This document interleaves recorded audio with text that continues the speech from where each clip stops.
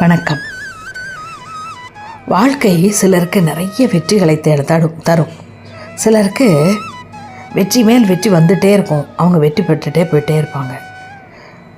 சிலருக்கு எப்படின்னா, எதை எடுத்தாலும் தோல்வியே வரும். எதை எடுத்தாலும் ஜெயிக்கவே மாட்டோக்குமே அப்படின்னு சொல்லி மனமே துவண்டு போயிடுவாங்க. நமக்கு ஒரு விஷயத்தில் நமக்கு எப்படின்னா, நம்ம எல்லா விஷயத்தையும் நம்ம ஜெயிக்கணும்னு நம்ம நினைப்போம். ஆனால் நிறைய விஷயத்தில் நம்ம துவப்போம். அப்படி துவக்கும் போதெல்லாம் அதை நினச்சி நம்ம வருந்திக்கிட்டே இருப்போம். ஐயோ தோத்துட்டோமே இப்படி ஆயிடுச்சேன்னு ரொம்ப மனசு வருந்துவோம். இது வெற்றி பெற நாம் எந்த முயற்சி எடுத்தாலும் இந்த பயம் இருக்குல்ல, தோற்றுருவோமோங்கிற ஒரு பயம் இருக்குல்ல, இந்த பயம் அந்த வெற்றியை அடையிறதுக்கு நம்மை தடுக்கிறதாம். அதனால் நமக்கு அந்த மனசுக்குள்ளே அந்த பயம் இருந்துக்கிட்டே இருக்கனால வெற்றி அடைய முடியலை. ஹாலிவுட் நகைச்சுவை நடிகர் ஜிம் கேரி எல்லோருக்கும் தெரியும். மாஸ்க்குங்கிற ஒரு பெரிய பிரபலமான படத்தில் அவர் நடிச்சிருக்காரு. அது போக அவர் நிறைய படங்கள் நடிச்சிருக்காரு. ஆரம்பத்தில் பார்த்திங்கன்னா அவர் ரொம்ப வறுமையிலேருந்து கஷ்டப்பட்டாராம். வறுமையிலேருந்து கஷ்டப்படும் பொழுது அவர் குடும்பமே தங்கிறதுக்கு வீடு கூட இல்லாமல் அவர் ஒரு வேனில் தான் குடும்பத்தையே நடத்துனாங்களாம்.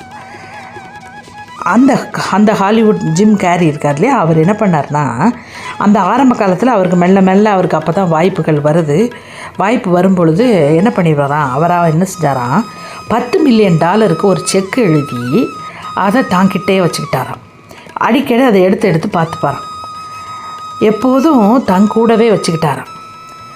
ஆனால் ஒரு காலகட்டத்தில் ஒரு படத்துக்கு $20 மில்லியன் அவர் சம்பாதித்து வாங்கும் அளவுக்கு முன்னேறினார்.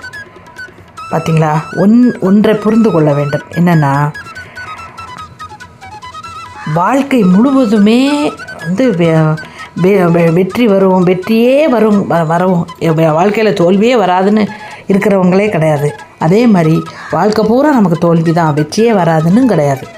இதுவும் வரும் அதுவும் வரும். ஆனால் தோல்வி வரும் பொழுது மனம் தளராமல் அந்த மனசை வெற்றியை நோக்கி திருப்பி நாமளும் ஜெயிப்போம்னு நம்ம மனசில் நினச்சிக்கணும். இப்போது நெப்போலியன் போனபார்ட் எல்லாருக்கும் தெரியும். அவர் மாவீரன் நெப்போலியன்னே பெயர் பெற்றவர். எல்லாத்துலேயும் வெற்றி கண்ட அவர் வாட்டர்லூ போரில் தோற்று போனார். ஆப்ரஹாம் லிங்கன் எல்லோருக்கும் தெரியும். அவருக்கு ஆரம்பத்தில் 27 வயதில் அவருடைய நரம்பு மண்டலமே பாதித்ததாம். அடுத்து 46வது வயதில் செனட்டர் தேர்தலில் தோல்வி அடைஞ்சார். அப்புறம் 47வது வயதில் துணை ஜனாதிபதி தேர்தலில் தோல்வி. இத்தனை தோல்விகளும் அவருடைய தன்னம்பிக்கையை ஒன்றுமே செய்ய முடியவில்லை. தனது 52வது வயதில் அவர் அமெரிக்காவின் ஜனாதிபதி ஆனார். ஜனாதிபதியாகி உலக புகழ் பெற்றார் இல்லையா? தோல்வியை கண்டு துவண்டு அவர் தன்னுடைய முயற்சியை கைவிட்டிருந்தால் அமெரிக்காவின் ஜனாதிபதியாக ஆகியிருக்க முடியாது. நமக்கு தோல்விகள் வரும்பொழுதெல்லாம் ஆப்ரஹாம் லிங்கனை நினைத்து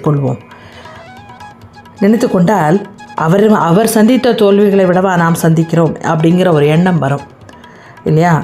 தன்னம்பிக்கையை வளர்த்துக்கிட்டு தோல்வியை பற்றிய சிந்தனை எல்லாத்தையும் தள்ளி வச்சுட்டு ஜெயிக்கணுங்கிறத மட்டுமே மனசில் நினச்சிக்கணும்.